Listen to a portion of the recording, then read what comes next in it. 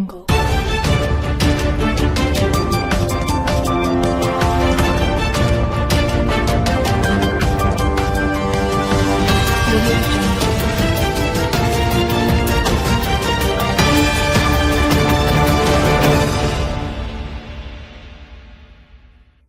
President Donald Trump excoriated his former chief strategist Steve Bannon in a statement Wednesday, claiming that Bannon lost his mind after being pushed out from the White House. The White House released the strongly worded 266-word statement from the president slamming Bannon after excerpts from a new book quoted Bannon as calling the meeting between a Russian lawyer and the president's eldest son-in-law Jared Kushner and then campaign chairman Paul Manafort treasonous and unpatriotic. Steve Bannon has nothing to do with me or my presidency. When he was fired, he not only lost his job, he lost his mind. Steve was a staffer who worked for me after I had already won the nomination by defeating 17 candidates, often described as the most talented field ever assembled in the Republican Party, Trump said in the statement. Bannon did not immediately respond to CNN requests for comment. Trump's fiery statement marked the most significant rebuke by the president of his former chief strategist, who since leaving the White House has maintained an influential position as an informal advisor to Trump and a de facto leader of the president's populist movement. Now that he is on his own, Steve is learning that winning isn't as easy as I make it look.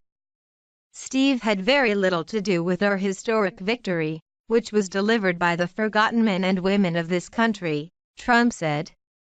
Trump also accused Bannon, who has called the mainstream media the opposition party, of being too cozy with reporters and spending much of his time inside the White House leaking false information. Bannon only joined Trump's campaign in an official capacity in August 2016. But the Breitbart News chairman became one of the most influential forces inside Trump's hectic campaign during the most critical periods of Trump's battle with Hillary Clinton for the presidency.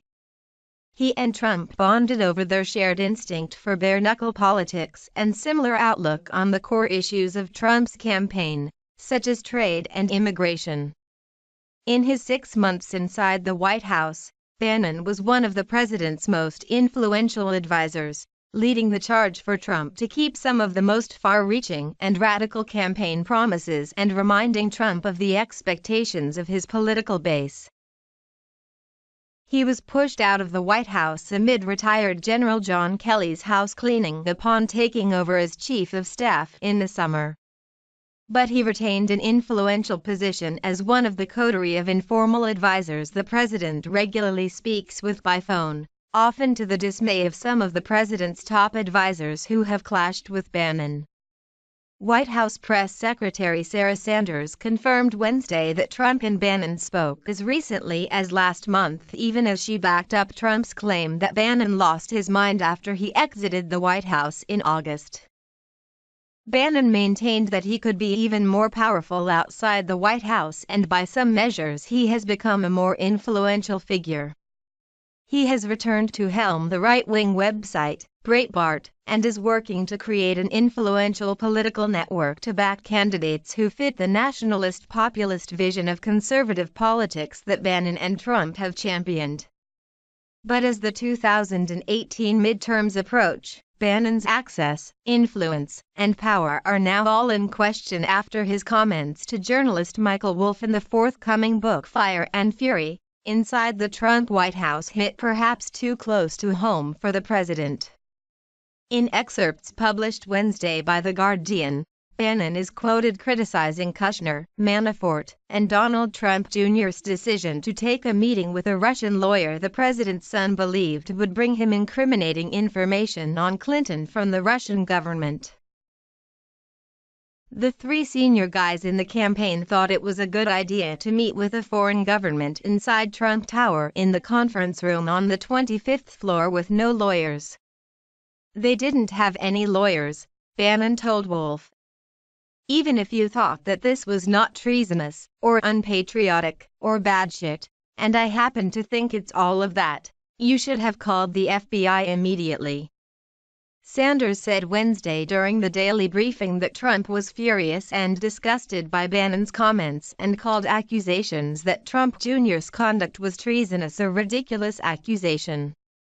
Going after the president's son and in an absolutely outrageous and unprecedented way is probably not the best way to curry favor with anybody, she said. Trump in his statement also needled Bannon over his failed gamble in the Alabama Senate race, saying that while Bannon had very little to do with our historic victory, Steve had everything to do with the loss of a Senate seat in Alabama held for more than 30 years by Republicans.